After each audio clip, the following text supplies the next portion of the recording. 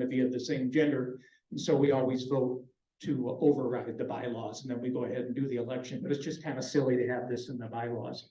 So I was just going to entertain a motion. If anybody just wanted to remove the highlighted sentence from our bylaws, then we wouldn't have to go through this charade every year.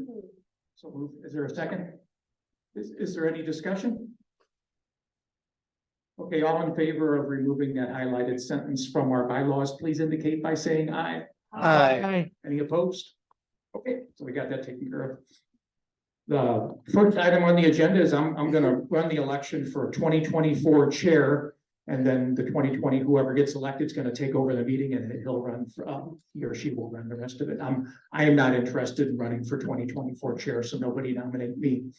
But if nominated, I will not run. If elected, I will not serve. Oh my gosh. Are there any nominations for chair for 2024? So Michael Tash is nominated. Is there a second? Second. Okay. Are there any other Mike served as our vice chair this year. Are there any other nominations for chair of the Royal Oak Area Democratic Club for 2024? Are there any nominations? Are there any nominations? Are there any nominations? Okay, seeing none, we'll go ahead and vote by acclamation. Everybody in favor of having Michael for our chair for 2024, please indicate it by cheering aye. Aye. Any opposed? Okay, Michael, take over. Okay, congratulations to Michael Tash for being our 2024 chair. Thank you. All right, so we need a vice chair. Do I have a nomination? Nominate Carl. Do we have any other vice chair nominations? We do a second. Do I have a second for Carl? Second. All right, those in favor, aye. Aye. Those opposed? Price is right. You're in. Where's Carl? There's Carl. Hey. All right. Thank you. So now we need a secretary. Do you have any nominations? Yes, I nominate Deb Olzowski. Did I say it correctly? I'm so sorry. Yeah, we will keep it a last name pronunciation. All right. Okay. Do I have a second for Deb? Or any other nominations for treasurer? Second. Second. All in favor of Deb for treasurer? Aye. All right. Any opposed? All right, Deb, thank you so much.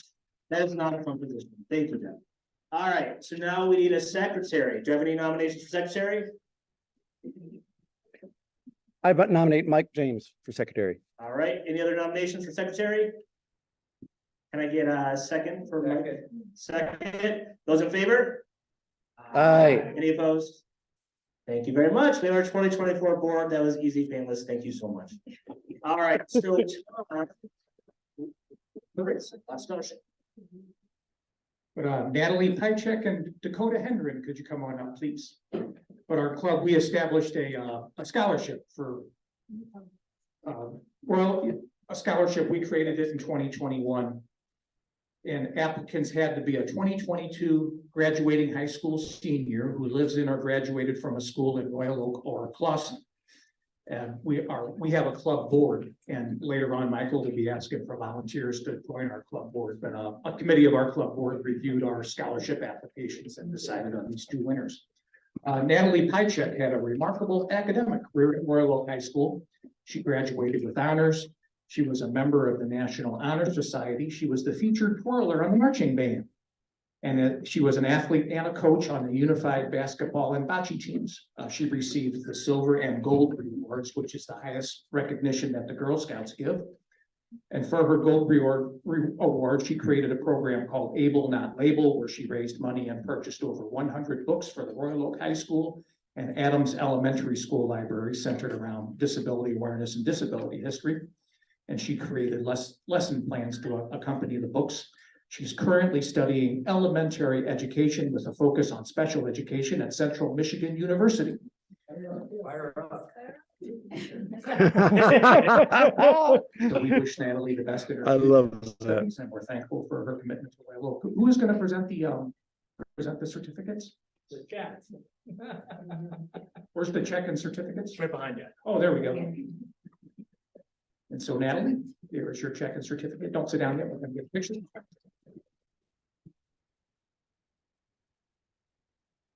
Then our other scholarship winner is Dakota Hendren. She graduated with honors from Royal Oak High School. very challenging course load, including both AP and IB courses. She was a member of the National Honor Society, president of the Interact Rotary Club, president of the Diversity Club, and involved with 6 drama club performances. She's also volunteered with the Oakland County Alliance for Housing, the National Relief Network, and the Community Housing Network. And she helped to develop programs and mentor children. She's contributed to local, statewide, and national media stories as a PBS Student Report Lab Fellow. And she reported on and shared student perspectives on important national issues such as censorship, gun violence, and elections. And she was the only journalist allowed to ask Vice President Kamala Harris when she visited Michigan in 2022. She got to quiz Kamala Harris as a journalist. And Dakota said, "This is just the beginning of my career in amplifying voices and addressing social injustices." She's pursuing a degree in journalism and political science. And thank you, Dakota Hendren. They both get a check for $1,000. A little bit of a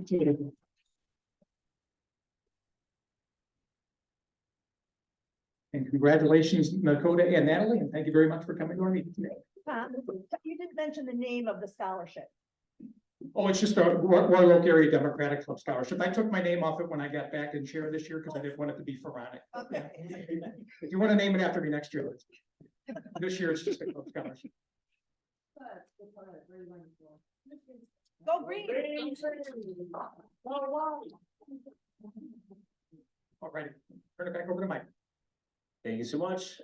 Just a quick heads up, Deb over there, we have our 2024 dues. That helps us pay for events, for the space. So please, it's $10, nothing crazy. But also, as we have right now, we have these great scholarships for high school students. So make sure you can donate as well with Deb. So thank you so much.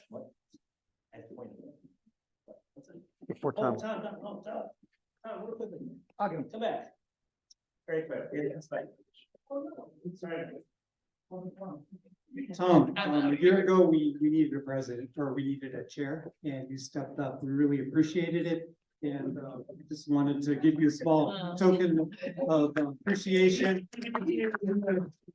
We had to be here wherever you happen to do it. Thank you so much. Have a wonderful morning.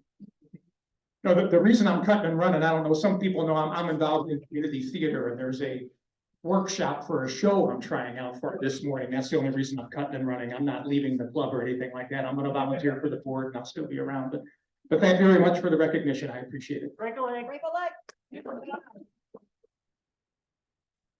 All right, sorry about that. We're a lot of time crunch. All right, so I'm very excited for our next speaker. In Royal Oak, one thing we see all the time, well, not all the time, but we're seeing this vocal minority against housing, any change for the city. And we see these say no to rezoning, and they have pretty dark undertones. So what I'm really excited about is we have 2 speakers from YIMBY of Oakland County. That's Yes in My Backyard, and they are YIMBY of Oakland County chapter. But what they're going to talk about is how we can talk about a pro-housing movement and making it, again, more advocacy for housing. So we have Sarah and Tom, and come on right up.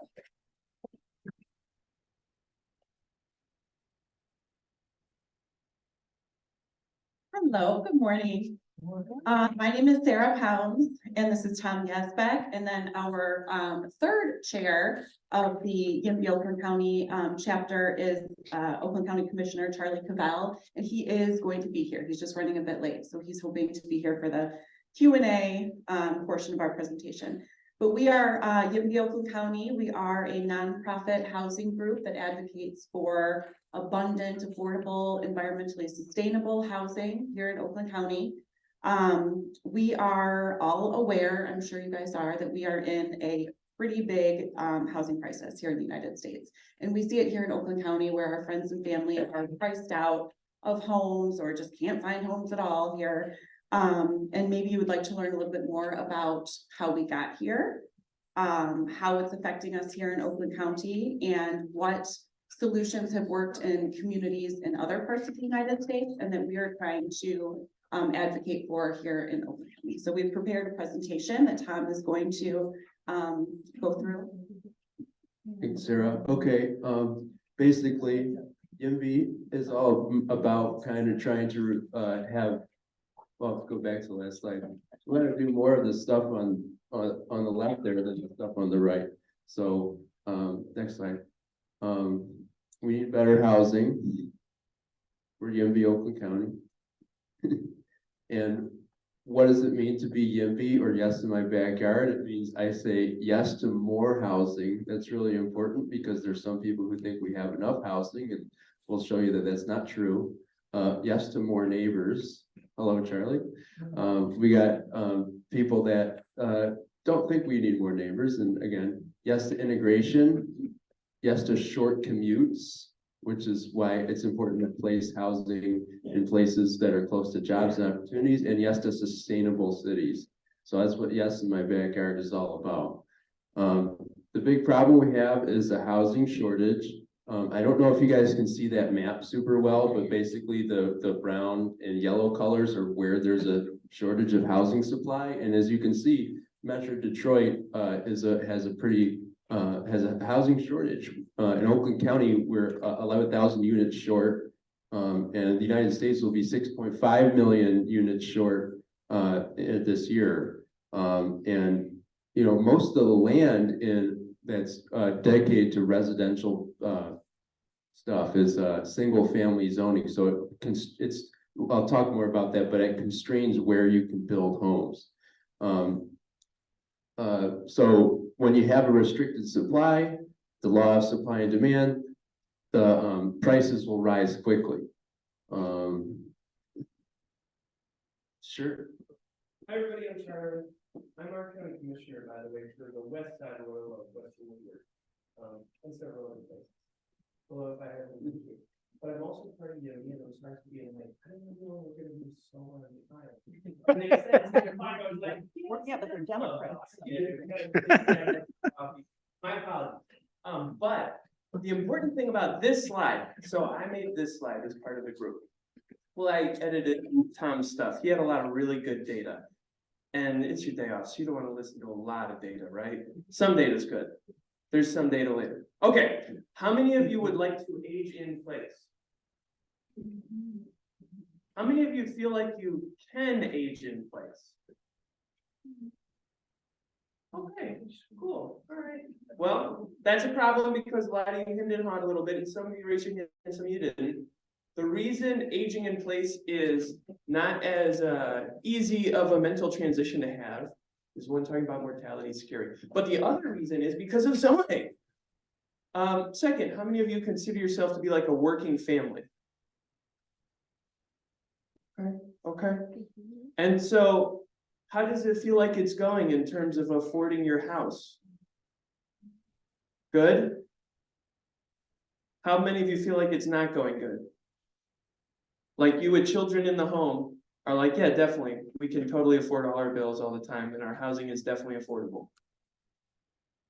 Yeah, okay, cool. Well, Royal Oak's unique because it's richer than other places. But part of the reason why, like, for example, my brother and sister-in-law can't afford their housing is because rent's $2,400 a month. And if you got 2 kids, you can't have a 2-bedroom house. You kind of got to figure out 3 bedrooms. And then if Mike works from home, like my brother-in-law does, you kind of need 3 bedrooms, right? So then all of a sudden a 3-bedroom house is $2,400 a month.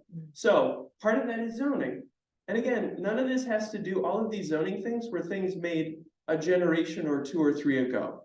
And one thing to note, because I see the mayor here, and also city council folks, like Royal Oak is one of the leaders in fixing this and remediating that and righting the wrongs and updating the city, by the way. But working families are finding it harder to afford their housing, due in large part to zoning. Young professionals, how many of you are young professionals? Cool, all right. Well, yeah, I see that Sarah edited out because I was going to ask, where do your kids live? There was one of the bullets in there that said, where do your kids live? That's Southfield. Tweed, Detroit. Thank you. That's what I was looking for. And why did they move to Austin, Texas? Because they were born in Texas.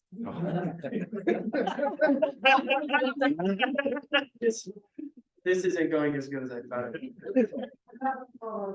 They go, why did they move to Colorado?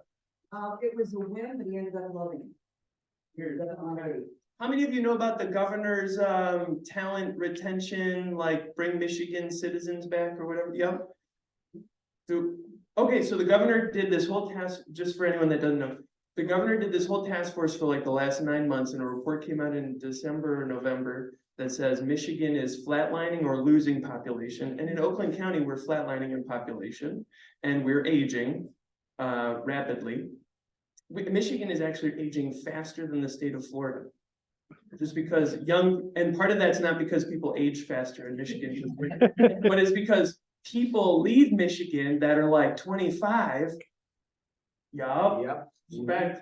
Leave to go to Chicago, Atlanta, DC, places, one with cool public transit and like roundabouts, and two, with zoning that makes it so that you can walk to work and go to the bar and then walk home instead of driving on Telegraph after drinking. That's weird. So what 25-year-olds want is to be able to walk. Part of that is related to zoning and transit-oriented design. So just at all levels, at all stages of life and the lifespan, we need to think about what it means to have a healthy community, not just like a healthy, like internal being. And part of that has to do a lot with zoning. Cool. So yeah, what is zoning? So for those of you who are unfamiliar, it's a system of regulating land use. Basically, it tells you what's the most intense or dense use that can be for a piece of property. And usually, although this is changing, a lot of zoning is single use. So it says only one type of building can be here. And in most of American cities, that's single family zoning. So single family homes.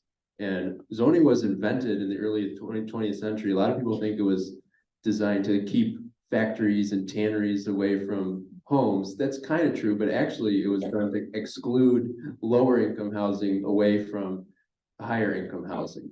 So it's become increasingly restrictive over the 20th century in the US, and to the point where 75% of the US is the low density single family housing, which excludes all other housing types. And this is an example of a zoning map. I think this might be San Francisco or something, but as you can see, there's lots and lots of different zoning categories that are really confusing.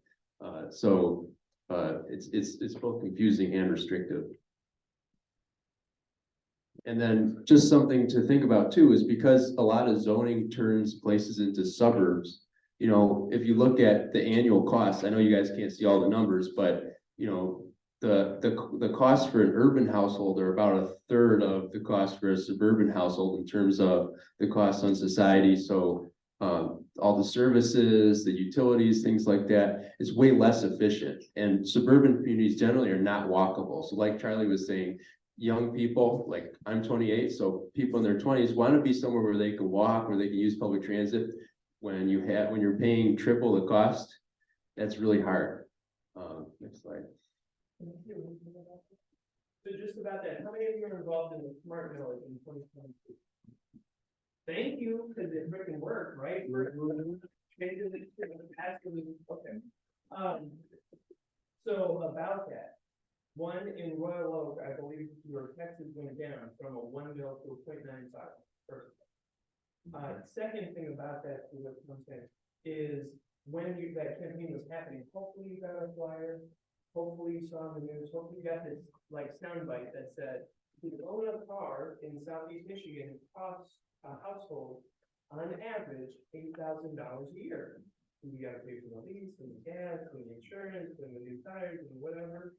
And so part of what I'm showing you is that like because of zoning, you need a car. You get to where you gotta work or where you got a job. And then because you need a car, you gotta make $8,000 more a year on average. You gotta maintain roads. And then you gotta maintain roads. And if you're maintaining roads, you're not maintaining bike lanes or cool nature paths or other neat things or an awesome senior center.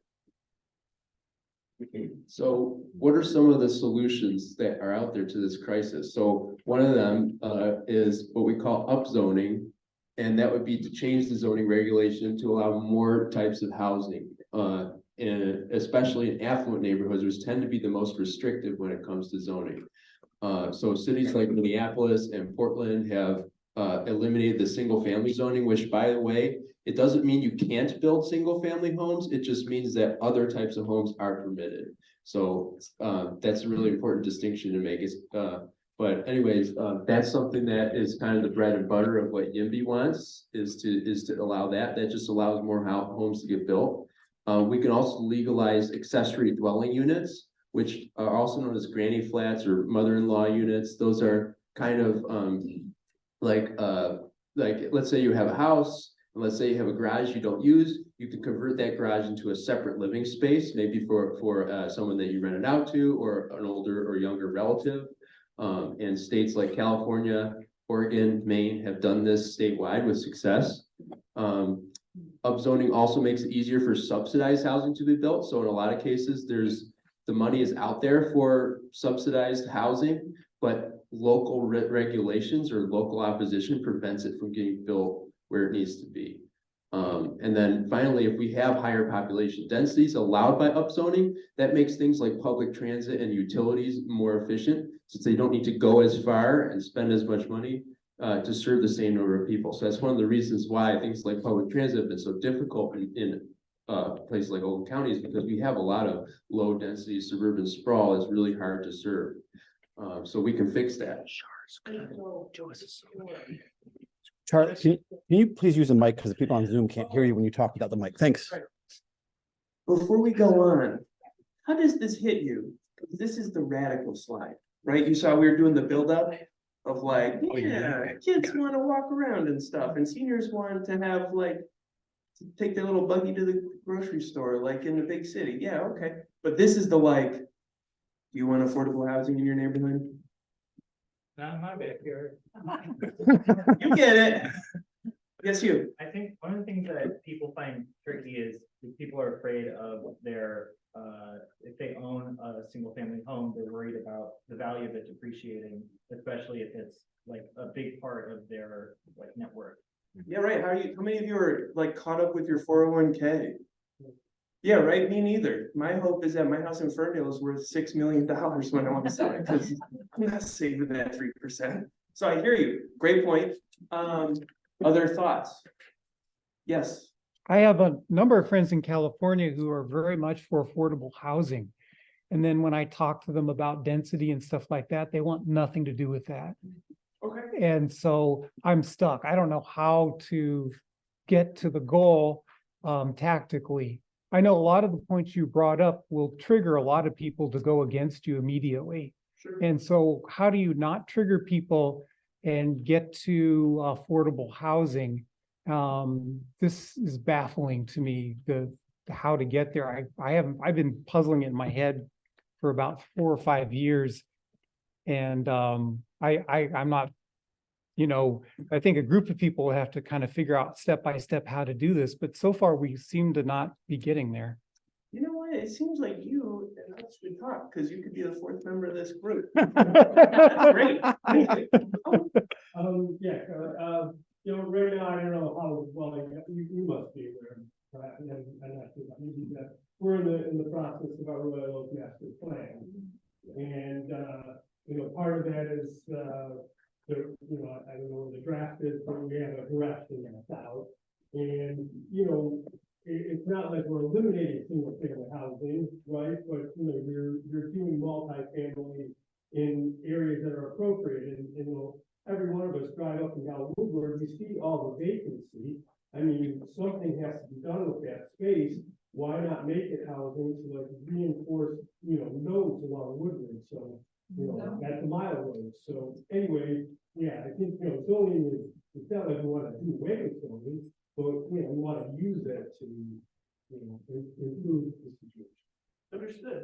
Are you using zoning to solve that problem though, right? Like that's probably zoned for commercial space, right? The buildings that you're talking about, paper building in your head that you're talking about on Woodward, it's probably zoned for, okay. Commercial. I used to go there. Yeah, and it's in an ideal spot, right? Probably close to transit. But the issue there is that it's zoned for commercial. So I mean, that's something that the master plan would have to address, or, some changes to the zoning laws. The master plan, you can access, well, we'll talk about it, but we have been following very closely the master plan. One of the proposals, and one way you guys can get involved, is the granny units, accessory dwelling units is actually proposed in your draft master plan right now. And that's something that you can get behind and tell your commissioners that you're excited about and that we think, would work here. Yeah, I would just say, after hearing countless arguments sitting on a planning board about why we shouldn't do certain projects that help achieve the goals I think we all aspire to achieve. One of the things to consider, I think often doesn't fall on this list, and it may not seem important, but based on people I talk to, trying to question them and get to the root of it, has to deal with aesthetics. So people love the Colorado Springs, the charming downtown, the charming neighborhood. I love these old salt boxes, and you're just gonna tear down 5 houses in front of my thing and build it in front of my house and build a high rise. Of course not. You know, there's a lot more in play when it comes to the actual execution of projects and make sure that there's harmony among the architecture in the areas. And that's something I know Commissioner Douglas has always been very strong to advocate for, is harmony and all of this. It doesn't mean that, you know, we're gonna be like Houston, Texas, and like a factory's gonna show up right next to your house and all of this, and like a huge apartment building. It's, you know, there's enough room and good planning and good design. You can harmonize it, but the economics, the, you know, unfounded fears of depreciating property values, those people moving in, you know, those are all can be refuted with fact and evidence and say, okay, I can't be concerned, it's all crazy. But the aesthetic part of it, I think, you know, people buy into their neighborhood because they have that feel. It's not like this house is the best price. It's 3-bedroom, and they calculate. It's like this neighborhood's me. You've lived there for 30 years, and there's this, I think, fear that you're going to put a big multifamily development, tear down 5 houses, and I think that's something that has to be addressed in the conversation to say, no, that's not the plan.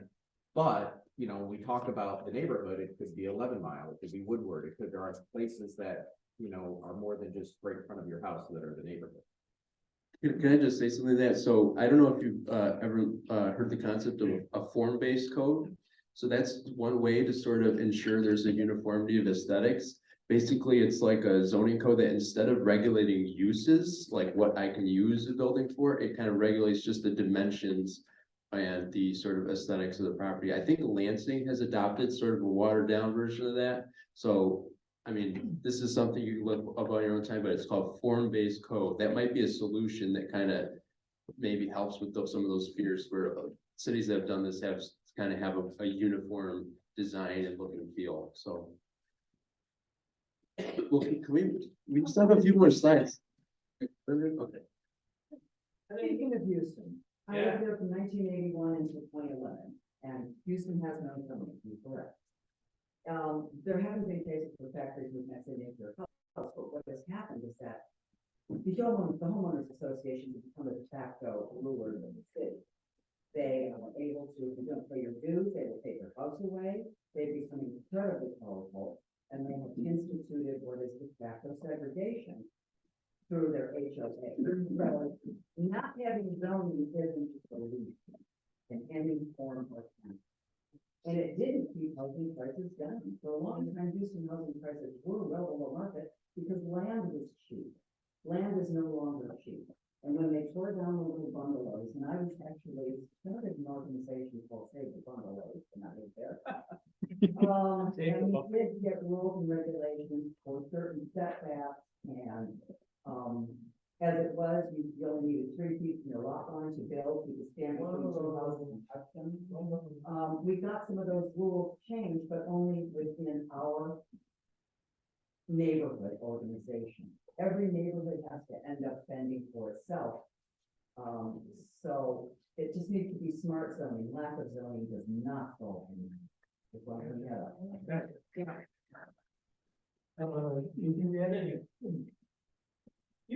Okay, if you add more housing, you will need more infrastructure, right? That costs money, right? Sewers are overflowing already right now. So if we try to increase that, it's a problem. Housing prices have been going up because we build big homes, right? So now we replace a $100,000, $200,000 home and tear down and put in $500,000 or $1 million. Right next to somebody's yard who might want to garden. And it's a 3-foot or 3-story monstrosity that blocks out all the light so that what you used to grow, you can't grow. I have a problem with it. Yeah, understood. And so just real quick to that, you know, so before the redistricting, I've got you and then you, Sean. To that, one of the funny things, just being a local government person, right? Our old county commission district used to include Hazel Park. And Hazel Park went through their zoning plan when I was their commissioner, and they said that in Hazel Park, how many of you have like hung out in Hazel Park? Right? It's like 800 square foot, 1950s houses. The zoning in Hazel Park says if you want to build a new house in Hazel Park, it has to be a minimum of 1,250 square feet. But part of that's because Hazel Park is about to go bankrupt, or was when they were doing this, because just the way that property taxes work, you can't make enough money or have enough home value to then have the catchment in your city taxes to pay for the police that people tell you to get, or the infrastructure people tell you to get, or the senior center people tell you to get. So it's kind of this tricky situation. I say that to say, not that there's a absolute right or absolute wrong, but if you're interested in talking about this and nerding out about like how local government and communities and society and like politics and race all come together, we would love to talk to you, because you bring up great points. You, sir, and then you should. Just a Okay. fact, a Yep, quick fact. please. In the early 1970s, Royal Oak had 80,000 residents. Today it has 60,000 residents. So we're not at risk of overstressing our infrastructure. Great fact. Another cool thing about what you just said, interesting, I see school board people. Does everyone know, how are the schools? Because that's a whole thing I was learning about recently, just in addition to like zoning and all that, there's schools and school buildings and all that. I mean, how many students are in the Royal Oak schools right now? 5,000, And how many used to be in like? 20,000. Exactly.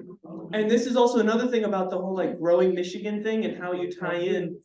This is part of how you tie in also zoning, economic development, business attraction, development of communities, is because if you had 20,000 students in Royal Oak schools and now you have 5,000, Southfield had 15,000 10 years ago, now they have 5,000. A business isn't going to move into your town if they keep seeing what they're seeing in terms of zoning and all that sort of stuff. But also, just like if you're closing schools and that's the latest thing in the news, I don't know if you're like the vibrant type of community we want to go to. We'll go to Carmel, Indiana instead for a business type thing. Yes, you, sir. Yeah. Oh, okay. So in 2012, my wife and I were involved in the city of Farmington's visioning process, and they envisioned demoing an abandoned junior high school behind Main Street. Yeah. And they were gonna build 5-story mixed-use apartment complex there, and she and I wanted to move there. And so they got the plans ready, got the deal done, or almost done, and then they had a public meeting. And the four homeowners in front of it, okay, decided it was a very bad idea. And they got 40 people to come, and there were 40 people that hated it, only one couple liked it, okay? It's now 2024, and that junior high school still stands. So I don't know if you cover this, but the power of a small group of people to stop progress is an important impediment to any of this, because Farmington has 12,000 people and 4 homeowners have gotten and banded together and stopped this development for 12 years. And I know this because I facilitate the strategic plans for the city council. So great point. And that also what I hear when you say that is, it only takes a few people to also do awesome zoning stuff, especially if like the mayor and council is here listening, you know what I mean? Just saying. Okay, also to that funny thing, this is again a nerdy zoning point. And Tom, correct me if I get it wrong, because Tom knows all the dates and stuff. But Richard Nixon made all the like the Clean Air and the Clean Water Act and all the stuff about that sort of thing in 1970.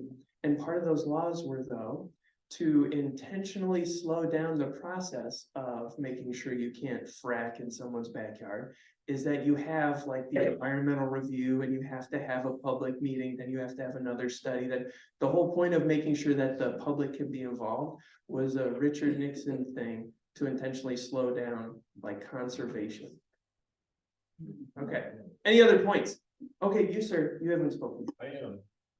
I look at just the solutions on there and they're great, right? In my opinion. it always comes down to details, right? All the regulations are bills and what loopholes they still have. I just moved here a year and a half ago from California. Cool. California's great. It wasn't that I disliked California. But I also like Michigan, don't get me wrong. For example, just the ADUs, the accessory dwelling units, you know, it was first sold when they loosened that up in California as age in place, put grandma in there, blah, blah, blah. As soon as it got passed, it's like, oh, now you can rent them out to anyone. It doesn't have to be there. Now they're trying to make it so you can sell it as a condo. Right? So what are you accomplishing? You're doubling the density in theory.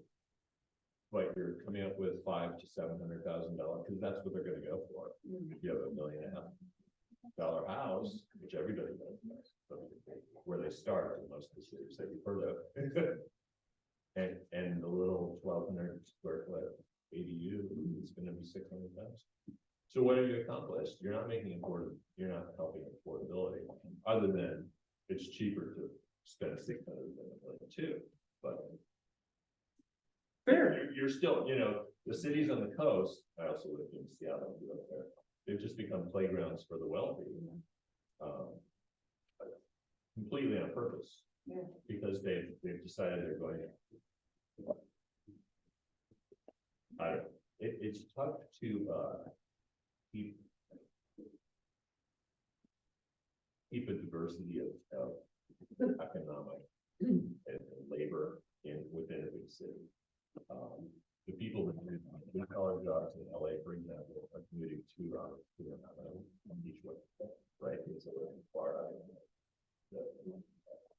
And the city, whether even on a scale of Royal Oak, which is much smaller, has to be opportunity for people to follow. To live there. You saying that? No, and I hear you. So you talking about the differing income levels and all that. First of all, how many of you were talking about this like 5 or 10 years ago here in Royal Oak or in Michigan? How many of you like were robustly having that conversation? In Texas? But right, a few of you and half of you that raise your hand are on city council or the mayor. And how many of you are here listening to it right freaking now?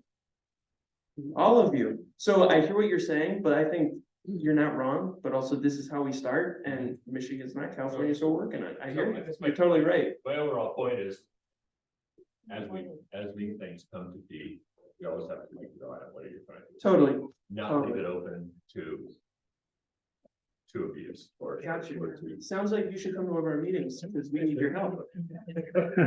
Yeah, because you're 5 years ahead. Okay. But these two people haven't talked yet, isn't it? All right. One sentence, I just want to say that we have to differentiate. Those are two dimensions, two different problems. So this gentleman was talking about the improving or more efficient use of single house, and another is affordable housing. We cannot mix them together. That's just my kind of feeling. Yeah, it's two different problems, two different dimensions. Good point. Directions of development. Got you. Yeah, that is exactly my point that I was going to start with was, you know, I'm all for everything on that slide. I'm going to live in a dense community and with transit and all those things, but reality is it is a capitalist society. You know, I saw development, Mark Twain, and Royal Oak's desirable community. So the more you zone, it's not going to be low income housing. It's just going to be more housing, unfortunately. I mean, I would love to be able to have my disabled son live in Royal Oak. I can't do it. He's in Hazel Park. Well, that's what I want to hear, because otherwise it's just more rich people moving in. Yes, please come to our future events and stuff and learn more. I wanted to point out, I know, Charlie, thank you for taking all those awesome questions, but one thing to just look at here is this is from SEMCOG, which is our Metropolitan Planning Organization.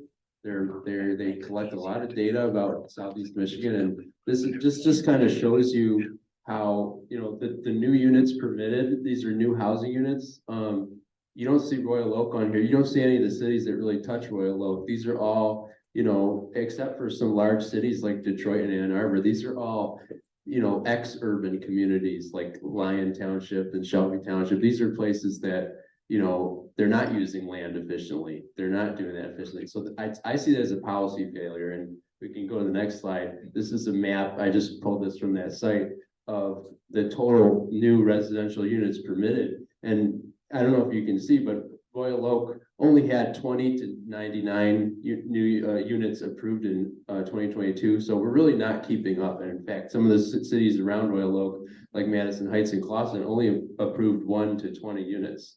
So there's a lot of work we need to do. But we can, you can get involved and try to fix it. So we have our listening tour coming up on Wednesday. And we have our website, YIMBYOaklandCounty.org. You can email us, reach out to us, and like us on Facebook. Sarah, I don't know if you want to say. I do just want to say something very quickly on, we've been planning this event on Wednesday for a very long time, and we're working with a lot of housing folks, especially in Royal Oak. We're having it at the Genesis Church on Wednesday, January 10th from 4 to 6. And we have some exciting solutions. Some people are going to be there that have some ideas about housing in Royal Oak. One of them is the Genesis Church has been talking about a workforce housing development on their property, and they're right on Woodward, right on their property. And it's going to be for workforce housing, people who make like $75,000 or less, which is like everyone, right? That those are people that are qualified as workforce by HUD. And I really encourage you to come and continue this conversation on Wednesday, because we're gonna have a lot of exciting people and ideas there that may answer a lot of the questions that we've come across today. And also, we'll be in the back hanging out. So if you want to talk more, or right, the whole point of this was to start talking about it and thinking about it and not really getting to the right answer, because there is no right or one answer. But like, let's start talking about how we feel. So let's all get coffee. We'll be in the back with cards and stuff. Thank you so much. Yes. Thank you.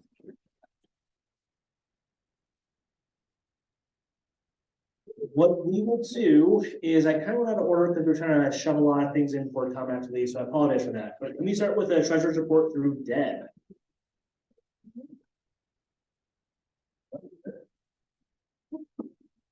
Okay, we have $47.54 in the scholarship fund, in case you're interested in donating. That could be replenished for next year. And the checking has $5,142. Thank you. All right, so one thing we want to do here as well is, if this is your first time or in the first time in a long time, if you want to introduce yourself and quickly say what made you come up, we appreciate it. Any new folks that want to kind of quickly say hello? Perfect. All right, I will. My name is Spencer Betts. I just recently moved to Royal Oak. My mother actually lived in Royal Oak, so it's kind of like a weird coming back and getting reconnected. So I was part of the No by Dems, decided to come out to see, do you see ROADC, or how do you usually like? Royal Oak area Dems. But yeah, I just thought that I'd come out because I saw that this event was going on, and it's something that I'm personally like interested in, so. Perfect. Right. Yes. My name is John Lynn. I live in Southfield. I'm retired. And my whole goal for 2024 is to re-elect Joe Biden. Do you have anyone else who wants to say hello? Hi, my name is Katie Buck. I met Monika at the Sustainability Happy Hour a few weeks ago, and my 2024 resolution was to get more involved in my community. And I just want to add on to the YIMBY conversation. I wrote an article for Planning Magazine called Missing Middle Housing. So I would highly recommend Googling that. It's like a really great way to see examples of what these new units could look like in our neighborhoods that aren't giant high-rise buildings. So Missing Middle Housing, Katie Wood. Anyone else? All right. The one thing I just want to say quickly with the presentation is, we talk about housing, and not to pontificate, but any new housing opens more housing. So we should, again, we got to support housing. What we will do is, when Asher, we're gonna give a delegate precinct report. So I'm not used to looking at people like this, I'm usually behind, I'm like, where's everybody? So anyway, all right, well, thank you.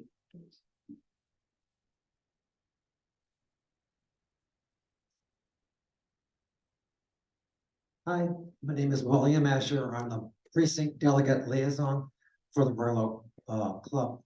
And precinct delegates are our boots on the ground.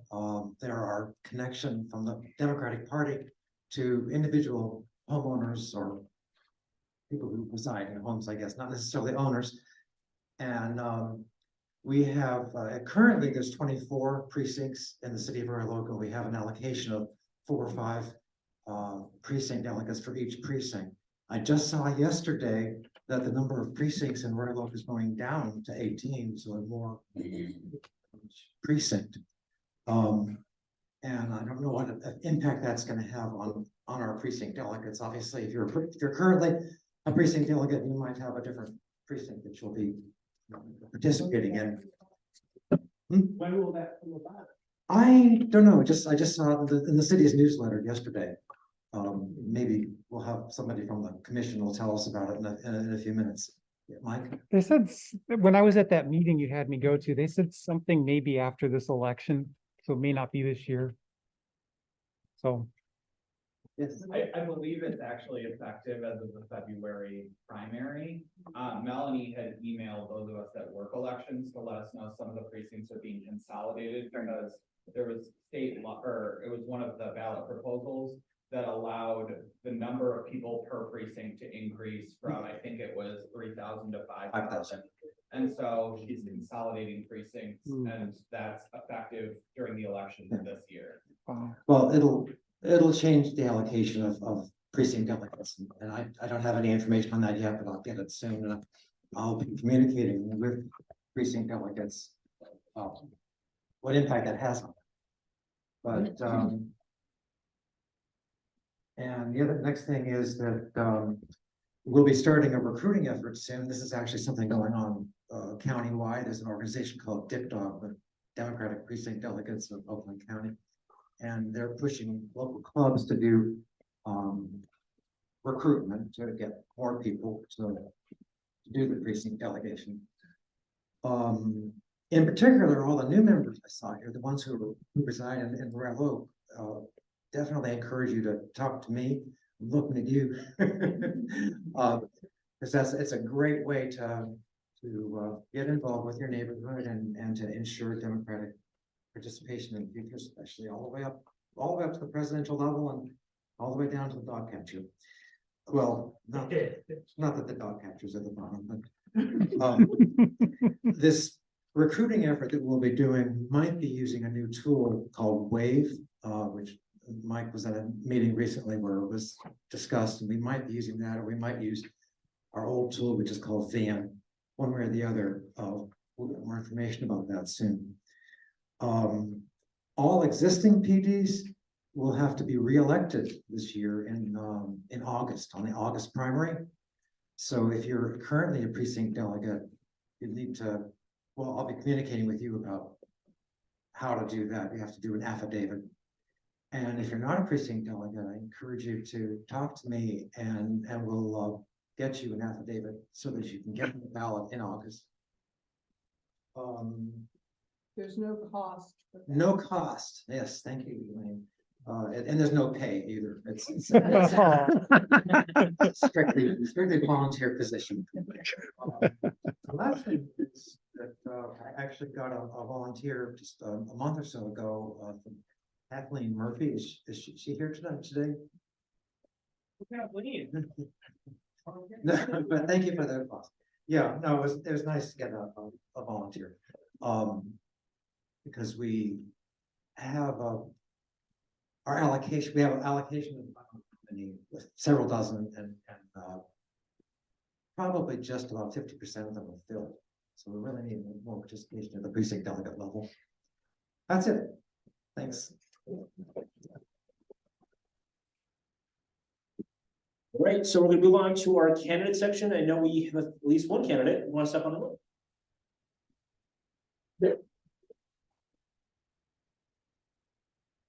Hello, everyone. I've met some of you already. My name is Monika Sanford. I'm running for Oakland County Circuit Court Judge. I've been practicing in Oakland County for over 20 years doing criminal, family, and probate law. I have raised my kids here in Oakland County for over 30 years. I was the juvenile drug court defense attorney. Before I was a lawyer, I worked for the Department of Human Services, doing foster care cases, dealing with abuse and neglect. I have a master's in social work. As practicing in Oakland County for 20 years, I have learned many reasons why people come into the system is due to mental health, substance abuse, and socioeconomic reasons. I do believe in preserving public safety, but I also believe in providing resources so that people can rehabilitate themselves to be good citizens of Oakland County. And so some of you have already signed my petition. Those who are not, I'm still seeking signatures for my petitions, if you're willing. I am dedicated to serving in Oakland County. The last thing I want to say about it is the judge that is retiring was very active in terms of finding solutions for people. She was one of the adult treatment court judges. And so one of my reasons why I really want to do this is there are a lot of judges that are only prosecutorial. There are no defense attorney judges currently on the bench. And B, I want to take up what she left off and begin to find resources for people. She's been very good at helping with substance abuse, mental health, housing, jobs. And I think all of those things are very important if we want to have good citizens in Oakland County. So I'm asking you to consider signing my petition and voting for me. Thank you.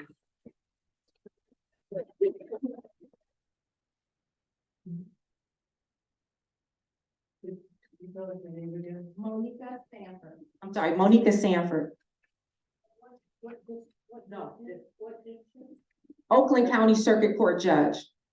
In your petition's back there, correct? It's in my hand, actually. Monika, who's the judge you were referring to that you retired? Judge Phyllis McMillan. Yes, yes, I agree. One of my colleagues back there talking, she's been a great judge. Good morning. Good morning. My name is Latoya Willis, and I'm running for an open seat on the Michigan Court of Appeals for the 2nd District. That district encompasses all of Oakland, all of Macomb, and all of Genesee counties. So to tell you a little bit about myself, for 23 years, I have worked with the Wayne County Prosecutor's Office. 21 of those years, I've been an assistant prosecuting attorney. I've worked in a number of units within that, within our office. Our office is one of the top 10 busiest prosecutor's office in the nation. In my time there, I've handled easily over 1,000 cases. I believe that experience is important because the Michigan Court of Appeals handles one of the heaviest appellate dockets in the nation. And so I believe that for the past 21 years, I've been preparing for the work that the Court of Appeals calls for. I strongly believe in judges that are impartial. I strongly believe in an aggressively nonpartisan court. And so I would promise you to be completely nonpartisan on that bench. I would promise you to be completely fair, to be experienced, to bring my experience to that bench, and to be to do what I believe would be right in interpreting the law and applying the law. So I'm asking for your support. I'm in the process of collecting the 12,000 signatures that I need to get on that ballot. And so if you would be willing to sign my nominating petition, I do have those nominating petitions with me this morning. Thank you.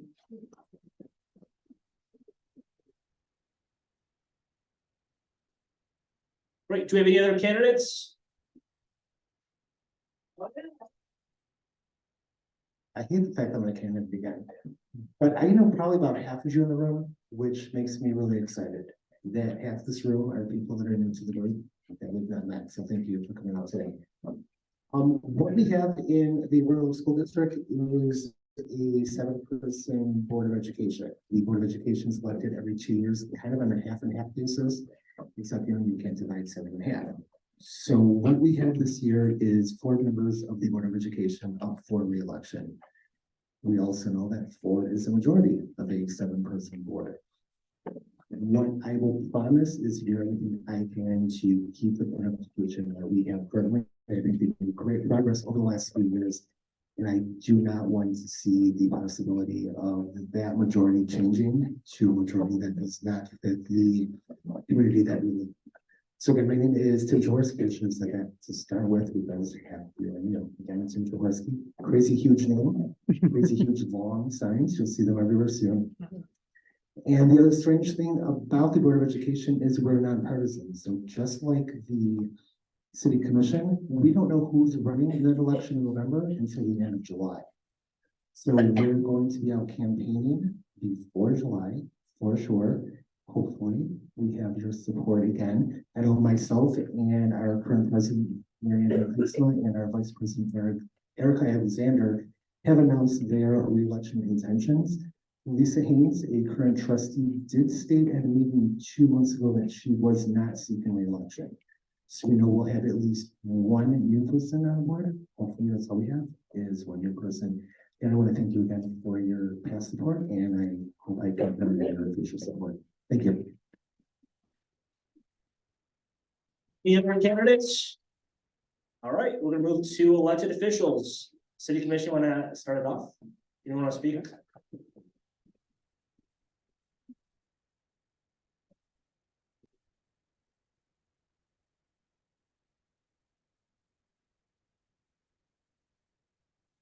Good morning. Good morning. How great is this? We have one of our new commissioners here with us today, so. Yes. Candidate. Amanda. Oh, she's prepared, look, she doesn't wing it like the mayor here. Just a couple quick things, great presentation today. This is a topic that has been near and dear to the city of Royal Oak for some time now. We're fortunate enough to have Commissioner Douglas with us, who is very expert in this. So I'll leave the majority of this discussion to her, but I just want to check one data thing. It said we had 22 new housing starts or something like that in 2022. I'm going to look at that data because I feel like at planning meetings, like the density that we've been putting in when it comes to some of these multifamily units, we've actually approved that in a singular night. And we've demanded that the developer put in workforce housing, a certain number of those units be workforce housing, because I think there is that argument that, you're just building more and the prices go up. And so we're kind of, also tempering that with some negotiated regulation to say, okay, some of these units need to be affordable for workforce housing.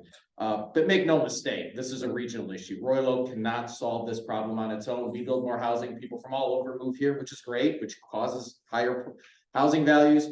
We need to have a regional coordinated strategy here for Southeast Michigan to make it work for everybody.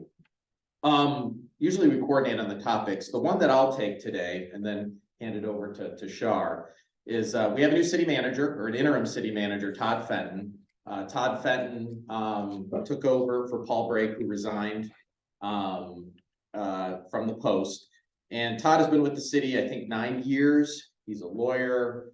He led up our economic development department, has a lot of knowledge, being the deputy city attorney. So it made sense to kind of put him in there and stabilize and hold the fort down for a while until we figure out what our next steps are. We're going to give Todd a chance to try on the job for a little bit to see if it's something he's interested in applying for down the road, because we will have a formal process to figure out what our next steps are for the city manager. So the good news is with that change, there's always a little bit of uncertainty, but we're fortunate enough to have a strong deck of candidates in our city staff that can take over these positions and create the continuity. So over years of HR development, we at least, well, you can call it lucky or you can call it whatever you want, but we aren't constantly having inexperienced people take over the role. So some of that forward thinking and planning has panned out when we have situations like this. Nobody can manage a city forever. It's like, NFL coaches, they come and go.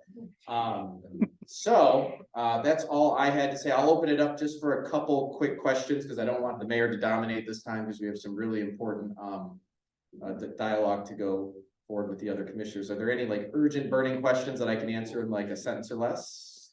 My New Year's resolution is not to hog the mic. Yes.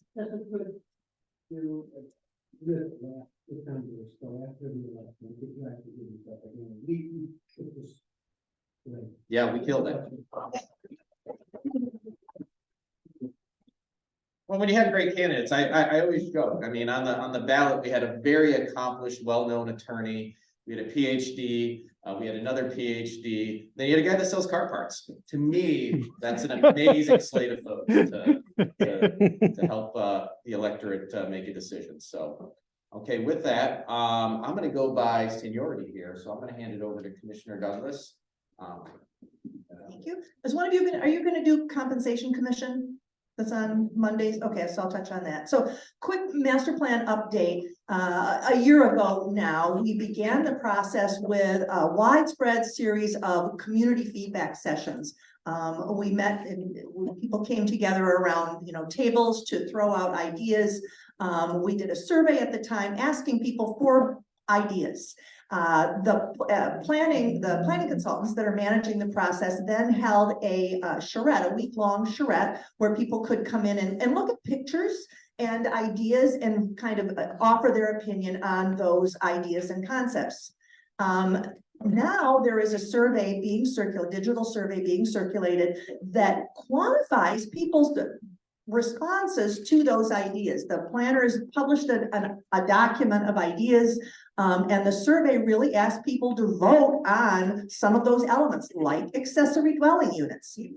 Last I knew, 3,000 people had responded to that quantitative survey.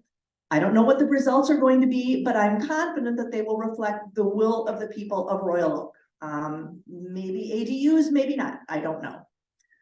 So stay tuned for those results. On Monday's agenda, this coming Monday's agenda is a citizens compensation commission. 3 of us here make $20 a meeting. The mayor makes the princely sum of $40 a meeting, and that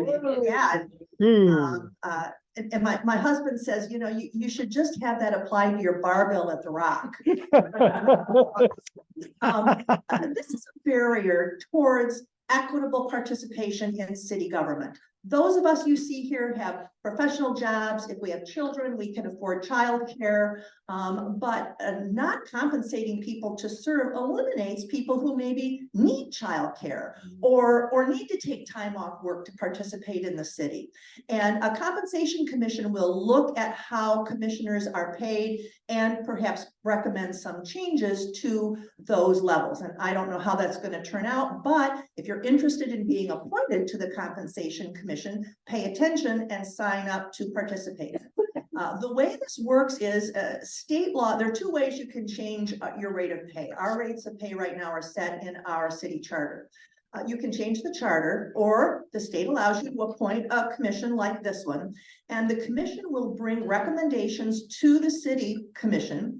And if those recommendations are not going to be adopted, the city commission has to vote by a supermajority to reject the proposed salaries. So that's how it works. So film at 11. I'll take a quick question. Don't want to tie up too much time here. When is the last day to participate in the survey? I don't know. Go to the city's website. It's still, if you float around on the city's website, you'll find it. But I think they're going to be wrapping it up pretty quickly. It's already happened. It already happened. Oh, they've closed it off. Okay, thanks. But the survey results will be public on the website. Eventually, the planning consultants will now come back to us with a presentation of the results and then start working on an actual draft of the master plan based on that feedback. Yes. I took the survey, so maybe I should remember this, but did the survey have information about either demographic data or residential location to be able to weight the results of the survey based on the distribution of who actually answered? Yes, yeah, it collects demographic data for sure. Okay, next up. Good morning. Good morning and Happy New Year. At the December meeting, we spoke to you about vacancies that were available or positions that were available for the different committees or commissions across the city to volunteer. At that time, there were about 40 positions that were vacant.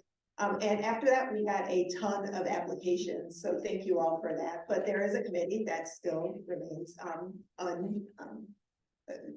there were not enough applications to fund or fill that particular committee, and that is the Older Adults Committee. It's a new committee, and it was established to assist in creating a more aging-friendly community. So that we can get input from individuals about, what can be done within the city to make it more aging in place friendly, kind of tying into our presentation today. So I am asking you, if you are interested, please apply for that committee. This isn't going to be one of those application processes where you send in your application and then you make it an email or a phone call from the city clerk saying, hey, you've been appointed. You're actually going to have to come in and speak with us about why you want to be on this committee, what it is that you want to do, because it is a new committee and we want to make sure that it's filled with people who are actually interested in being there and have ideas to help facilitate the mission of the committee. So that's my ask to you. If you're interested in that, please go on the city website, fill out an application, expect a phone call or an email saying, hey, would you come in and speak with the appointments committee? And let us know what your ideas are and what you're interested in doing. And then we'll fill it. I believe it's 7 people on that board. So yeah, that's my ask to you. Any questions? All right.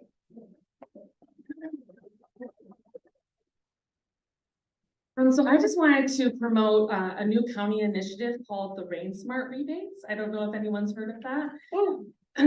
Barely on that. So it is an opportunity to get a rebate on a rain garden, trees, or rain barrel for your home. And it's for the George W. Kuhn Drainage District. So that includes Royal Oak. And there are going to be 2 information opportunities next week. One is at Brown Iron Brewery on January 9th at 5:30. And then Wednesday, January 10th at the Royal Oak Library. And this is just a really great opportunity to beautify your home, have an impact on land use and stormwater management, and also help the urban ecosystem. So take advantage of this opportunity. Thanks. Yeah. I don't think so. Get another one. There's a lot of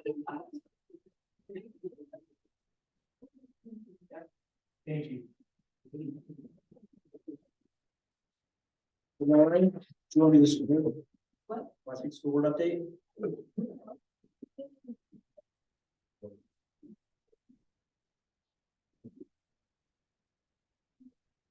Hi, everyone. I know, yeah. School board. Hey, happy New Year, everybody. I don't have a ton of updates. There are 2 really important events coming up though for school board or school district members. On Monday, January 15th, we are having a day of action. Martin Luther King Jr. Day is a day on, not a day off, which we love to support and celebrate.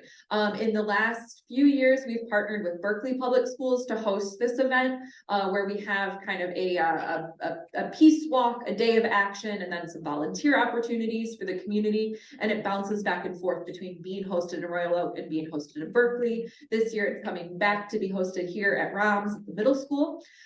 And then we're actually also adding a 3rd partner with Clawson Public Schools. So it's all 3 districts working in partnership to bring our communities together and help encourage our young people and our families to spend the day working to better our community, not just like sleeping in and playing video games. So if you'd like to join us, it's open to everybody. You don't have to be, you don't have to have a student in the district. You can meet us at Roms at 9 a.m. 8:30 for breakfast. Then there's going to be some speakers, a quick walk through the neighborhood, and then some volunteer opportunities to sort through donations, drop things off, and just kind of engage with each other, which is going to be excellent. The second important event is that we are having a sort of district resource fair coming up on the 25th. Sorry. Okay, I'll make sure that we send out, I'll make sure that we send out details, sorry. But that's gonna be an exciting opportunity. We've never done this before, but basically it's gonna be kind of like, if you could imagine sort of like a job fair. But for all of the different programs, after school opportunities, tutoring opportunities, additional services that the district offers, students. Kindergarten nights, the 30th. So if you have a student or know somebody in the district who is like looking for those types of things or has questions about maybe some of the beyond the bell opportunities, which is what we've been calling these types of things, that's going to be a good chance to join us. So those are two good things. We're gonna find it either.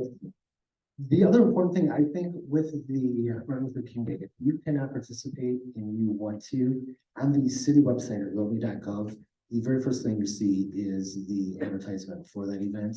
There is a Amazon wish list that you can click on and you can make your donations that way. And those donations will be directly delivered to the school district board office. Anybody have any questions for us? Perfect. Yes, have a great new year. Thank you. Since we have Commissioner Cavell here, if you want to give an update for the Oakland County Board of Commissioners. Yes.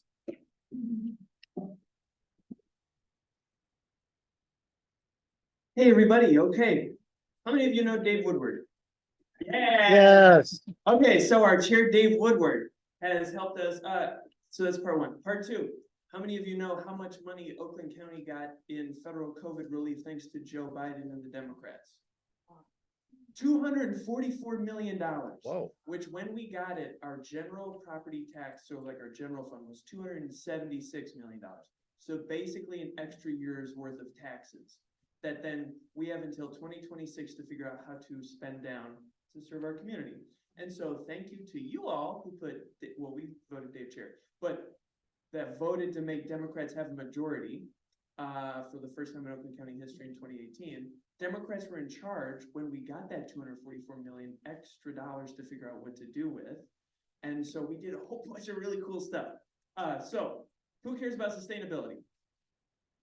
Well, in addition to what Amanda said, we also did $5 million to go towards Michigan Saves, which is a way to, at a local level, make your building envelope, right? This is how you do climate change prevention or mediation at a local level. It's called climate resiliency. So it's, okay, you got a house, but it's leaking air and it's leaking utilities. So you make the building envelope more environmentally sustainable. So that also lowers your utility bills and means you're putting less out into the atmosphere because there's less waste.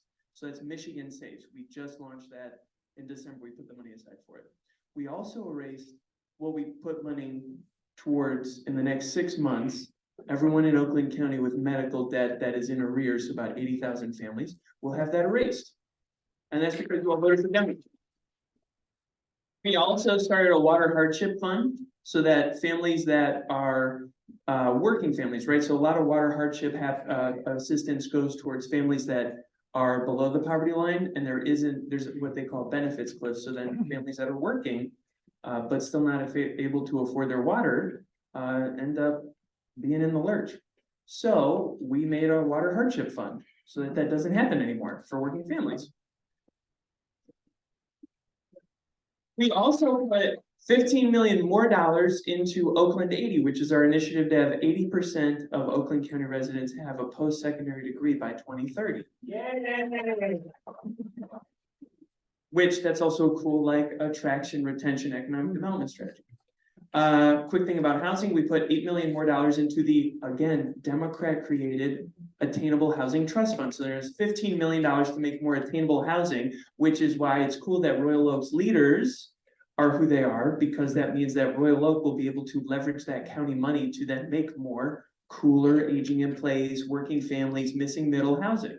So it's all working together. Yes. Cool thing about safety, this is super Royal Oak.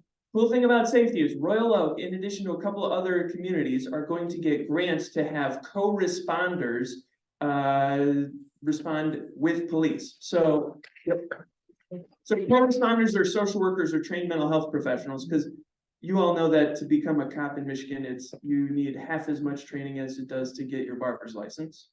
And so then then those police officers are asked to do all sorts of things, like address domestic violence disputes, and they're not equipped to do that. So why not just have a social worker who's been trained and has advanced degrees do that for them and make our community safer? So that's what we're doing. Also, because we're in this building, and again, I'm telling you about like $60 million worth of stuff. There's another $200 million worth of things that we've done for after school time, for infrastructure, all this other stuff, but just to try and keep it short, senior center grants. So this senior center got, I think it's $120,000 as part of our aging program that we did, with $8.5 million to go to senior centers around the county. So that's a cool thing. That again, and I say all this to say, this is just rattling off numbers and cool programs. But again, let me get political with you guys. Just think back to 2017. Like, what the hell was it like? Like, I was 25 at the time, but like, for you all that were conscious of politics and stuff, like, what would happen if Republicans were in charge when we got $244 million? Let me just give you one funny example. There's a Republican, his name's Bob. He used to be the chair of the freaking finance committee in like 2007, okay? This guy says, look, why don't we just give everyone a check, all right? Like 244 million divided by, of course, only homeowners. So divided by 508,000. Just give them a check, you know? And you're like, what? So that could have been a legitimate policy discussion, and some semblance of that could have happened if Democrats had not gotten elected and Oakland County had not shifted purple and then to blue in 2018. Now, it's 2024. And all of you listened to those podcasts and read those articles about how Joe Biden is behind Donald Trump in Michigan. You all saw that, right? Yeah. So, how many of you, okay, so this is the thing that Dave taught me. Oakland County, one, how many of you know the place where the most votes are counted in Michigan? Oakland County Elections Division counts the most votes in Michigan on election night. That switch happened in 2020. So, if Michigan is going to vote for Joe Biden, Oakland County needs to turn the frick out. Yes. And if you remember 2016, one that was before all that cool Prop 2 stuff, but then also that was before Oakland County fully flipped.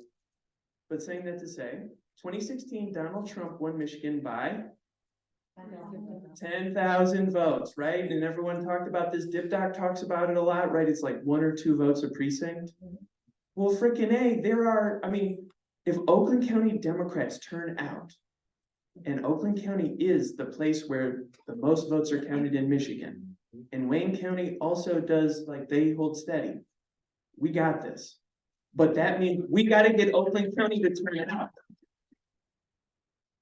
So, what happens here super matters. What happens in Royal Oak City super matters, because each one of those touch points over the next year are going to be, I mean, freaking school board too. Each one of these touch points are going to remind people that, oh yeah, right, Democrats are being cool. They're not falling victim to this book ban craziness. Oh, Royal Oak City Council, yeah, they're making my city better and they're not bothering me about it. This is cool. You know, stuff that people want that aren't at Dem Club meetings on Saturday mornings, stuff that people are hoping to see as like a semblance of common sense. Democrats can and should provide that and keep talking about it.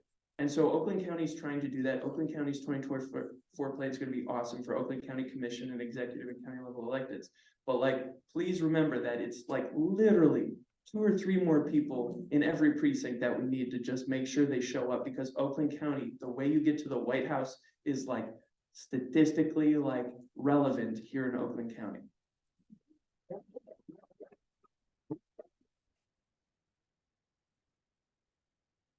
All right, before we end, Charles leads in the song, but I'll go over a few agenda items. Mike, do you mind handing out books? I'm just gonna, go don't ahead. need books. No books? Okay, no books. No, you know this one. Hopefully. It's, yeah.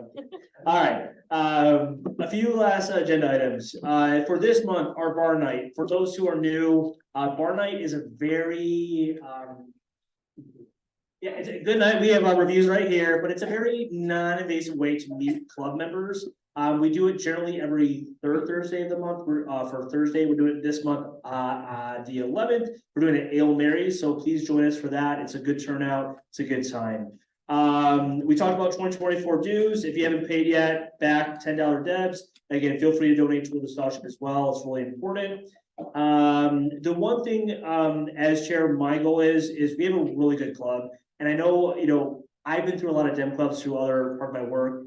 This is a really good size. You guys are amazing, and I want to keep that. So I'm going to ask for feedback from you of what do you like? What do you not like? The one thing that we do want to do every so often with speakers is have a little more breakout sections for like maybe like 6 minutes, but where you can actually meet new people, where it's not as intimidating for a dem club. But if you have new ideas, let us know. The one thing we really do need though is we need volunteers on our board. It's not a big commitment. We meet once a quarter, but we deal with the speakers, the locations.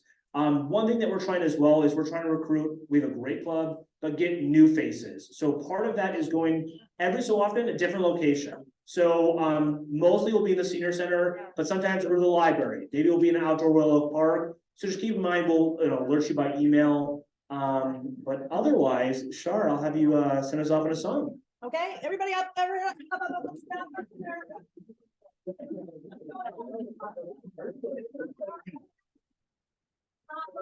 Yes, America.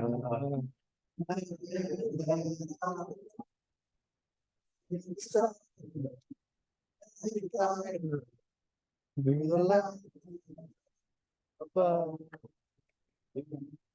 To the ferries, to the ocean. God